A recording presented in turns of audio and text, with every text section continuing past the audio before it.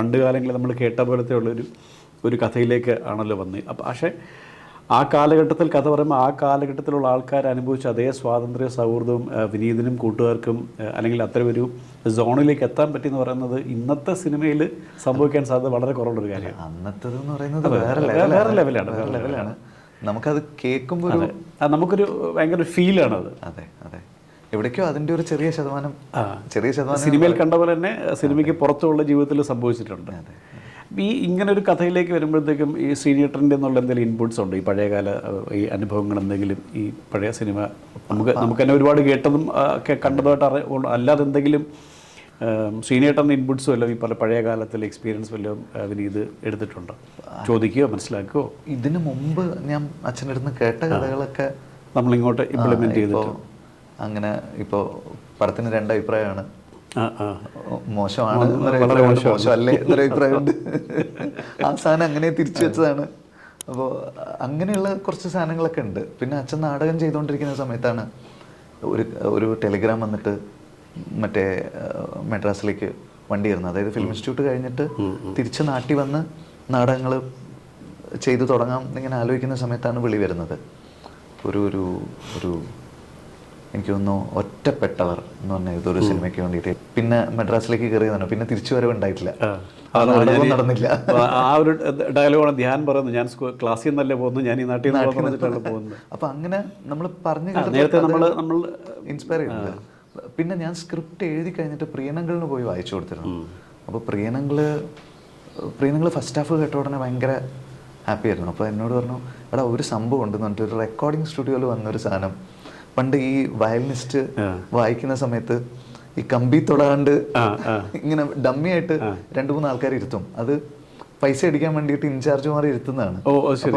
ഏറ്റവും പുറകിലത്തെ മൂലയിലായിരിക്കും ഇവരുണ്ടാകുക. എന്നിട്ട് ഇങ്ങനെ ഈ ബോ വയലിനിൽ ടച്ച് അനങ്ങുന്നുണ്ട്, പക്ഷേ കമ്പിയിൽ തൊടുന്നില്ല. കറക്റ്റ് ബാക്കിയുള്ളവരുടെ കൈ മൂവ് ചെയ്യുന്ന പോലെ ഇവർ മൂവ് ചെയ്യിക്കും.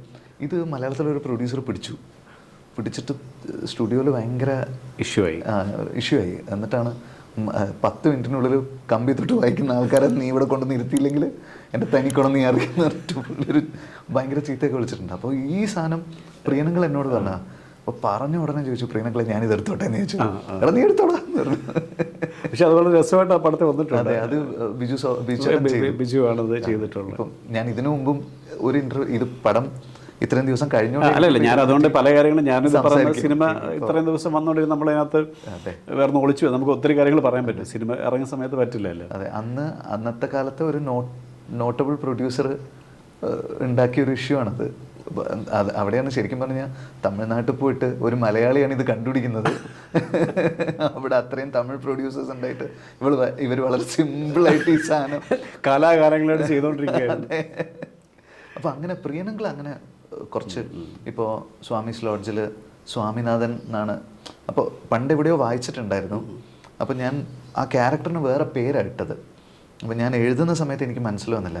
അപ്പോൾ എന്നോട് പറഞ്ഞു, എടാ സ്വാമീസ് ലോഡ്ജ് നടത്തിയിരുന്ന ആളുടെ പേര് സ്വാമിനാഥൻ എന്നായിരുന്നു, അപ്പോൾ നീ ആ പേര് തന്നെ ഇട്ടൂടെ എന്ന് ചോദിച്ചു. അപ്പോൾ ഞാൻ പറഞ്ഞു അപ്പോൾ അങ്ങനെ വെച്ചു. അങ്ങനെ കുറേ കാര്യം. അത് ആ പേരും ആ ക്യാരക്ടറും നമുക്ക് പെട്ടെന്ന് റിലേറ്റ് ചെയ്യാൻ പറ്റും. കാരണം നമ്മൾ കേട്ടിട്ടുണ്ട് ഈ സ്വാമീസ് ലോഡ്ജ് ഇവരൊക്കെ പോയത് അങ്ങനെയൊക്കെ. പണ്ട് അവിടെ എന്തോ ഒരു കസേര ഉണ്ടായിരുന്നു, അവിടെ എന്തോ സത്യൻ സാർ ഇരുന്ന കസേര എന്ന് പറഞ്ഞാൽ ലാൽ സാർ ആരോഗ്യ അങ്ങനെയൊക്കെയുള്ള നമ്മൾ പണ്ടിങ്ങനെ കേട്ടിട്ടുണ്ട്. ചെയ്യുന്ന സമയത്ത് ആലോചിച്ചു, അവിടെ കസേര നമ്മൾ വെച്ചിട്ടുണ്ടായിരുന്നു. പക്ഷേ ഇപ്പൊ ധ്യാന്റെ ക്യാരക്ടർ ഡയറക്ടർ ആവാൻ ആഗ്രഹിക്കുന്ന ആളാണ്. അതെ അതെ അതെ. അപ്പൊ പിന്നെ അതിലിരുന്നിട്ട് കാര്യമില്ല. അതിന് പകരം മറ്റേ പൈപ്പിൽ നിന്ന് വെള്ളം കുടിപ്പിച്ച്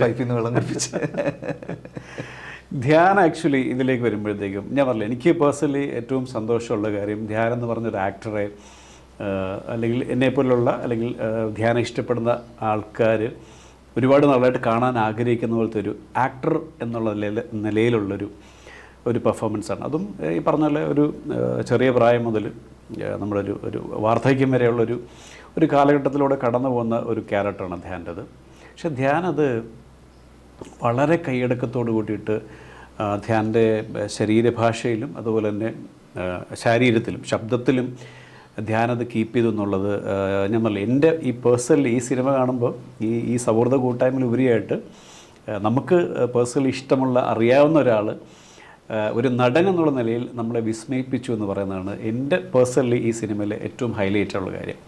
അപ്പോൾ അതെങ്ങനെയാണ് ഇപ്പം ഞാൻ തിരിച്ചൊരു കാര്യം ചോദിക്കട്ടെ, ഇപ്പോൾ ഈ ധ്യാൻ ഒരു നല്ല സിനിമ ചെയ്യണം, ധ്യാൻ ഒരു നല്ല സിനിമയിലൂടെ ഒരു നല്ല നടനായിട്ട് ധ്യാനെ ലോകത്തിന് മുമ്പിൽ എത്തിക്കണം എന്നുള്ള ഒരു ചിന്തയൊന്നുണ്ടായതാണോ ഈ കഥാപാത്ര സിനിമയും, അതോ അത് സംഭവിച്ചതാണോ, ധ്യാൻ അതിലേക്ക് വന്നതാണോ?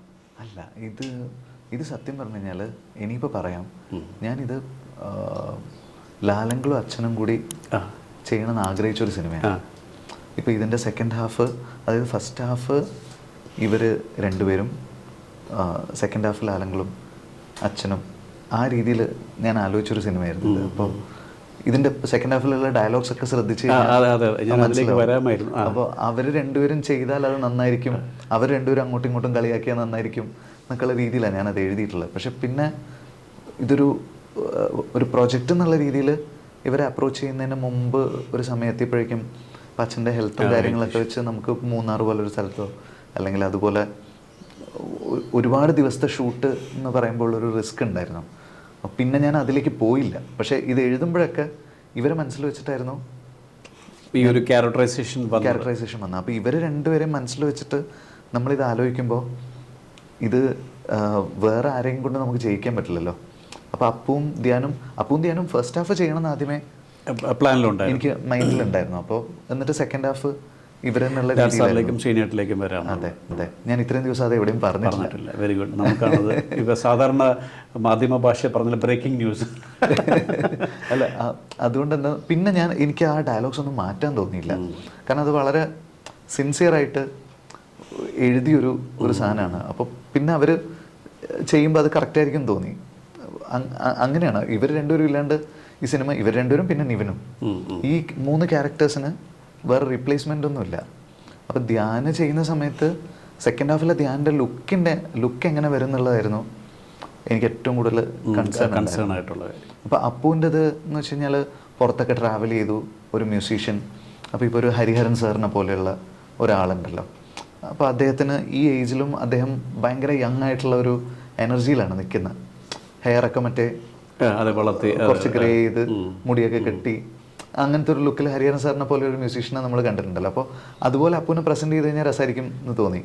ധ്യാൻ്റെ കേസിൽ എനിക്ക് ധ്യാന് ചെറുതായിട്ട് അച്ഛനെ റിസംബിൾ ചെയ്തിരുന്നെങ്കിൽ എന്നുള്ളൊരു സാധനം മൈൻഡിലുണ്ടായിരുന്നു. പക്ഷേ ഞാൻ റോണെക്സിൻ്റെ അടുത്ത്, നമ്മുടെ മേക്കപ്പ് മാൻ്റെ അടുത്ത് അത് പറഞ്ഞൊന്നുമില്ല. ആ ലുക്ക് ഫിക്സ് ചെയ്ത് ധ്യാന് വന്നപ്പോഴേക്കും ശരിക്കും ഇങ്ങനെ അതൊരു ഭയങ്കര ഫീലായിരുന്നു.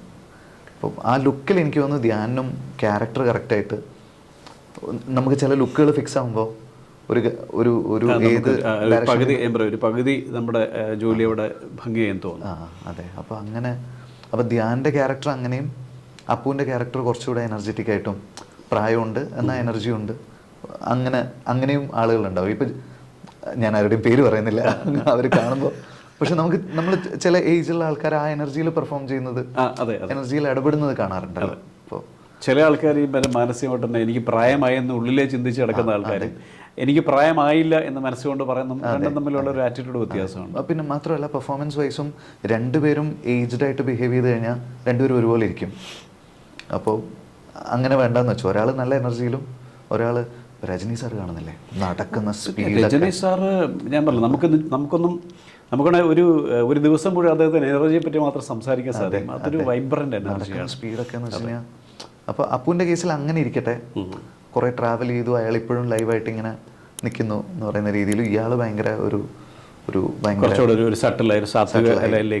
എപ്പോഴോ നഷ്ടപ്പെട്ടു പോയ ഒരു ഗ്ലോറി, ഒരു ചായയിൽ ഇങ്ങനെ ജീവിക്കുന്ന ഒരു മനുഷ്യൻ എന്നുള്ളൊരു, അതിൻ്റെ എല്ലാ സാധനവും ധ്യാൻ അത് പിടിച്ചിട്ടുണ്ട്.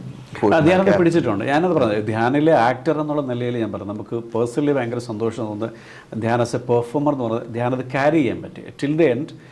ഓരോ ഈ പറഞ്ഞ ആ കഥാപാത്രത്തിൻ്റെ സഞ്ചാരത്തിലുണ്ടാകുന്ന ഈ ശാരീരികമായ മാനസികമായ വ്യതിയാനങ്ങളെല്ലാം കൃത്യമായിട്ട് ധ്യാനത് ക്യാരി ചെയ്യാൻ പറ്റിയെന്നുള്ളതാണ് ഏറ്റവും പ്രധാനപ്പെട്ട കാര്യം. അപ്പോൾ അതിൽ വിനീതിൻ്റെ കോൺട്രിബ്യൂഷൻ എങ്ങനെ, നിങ്ങൾ അതിലേക്ക് എത്തിക്കാൻ വേണ്ടി വിനീതിൻ്റെ ഭാഗത്തുനിന്ന് ആസ് എ ഡയറക്ടർ എങ്ങനെയായിരുന്നു? ഇല്ല, ഞാൻ കാര്യമായിട്ട് അങ്ങനെ ഒന്നും ചെയ്തിട്ട് ധ്യാനിൻ്റെ തന്നെ ഇൻപുട്സ് അതിലേക്ക് വന്നിട്ടുണ്ട്.